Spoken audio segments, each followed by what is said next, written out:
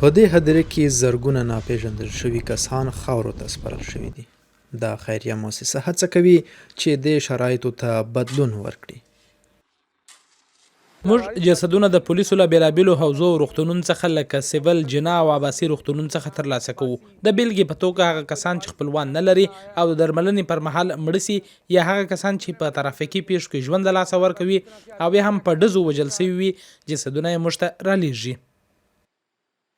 د پاکستان په لویو ښارونو کې دا ډول مړینې غیر عادي نه دي.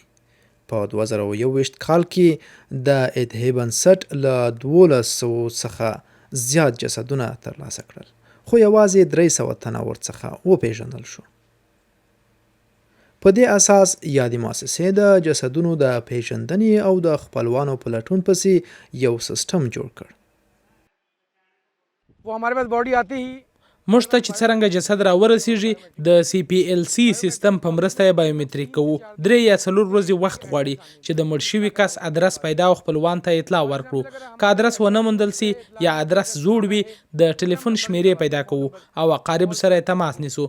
ځینې جسدونه هیڅ ثبت شوي معلومات نه لري. موږ داسې جسدونه د نامعلومو کسانو برخې ته انتقالوو. که د مړو خپلوان د جسد ترلاسه کول ونه غواړي، نو د سړې خونې کارکوونکي د جنازې مراسم ترسره کوي. وروسته له 8 یا 10 ورځو موږ هر جسد ته قبر تیاروو. وروسته جسد منځل کیږي. وروسته د ماواچ ګوټ ایدي هدیرې کې خاورو ته سپارل کیږي او د قبر پر سر یو شمیره نصب کیږي.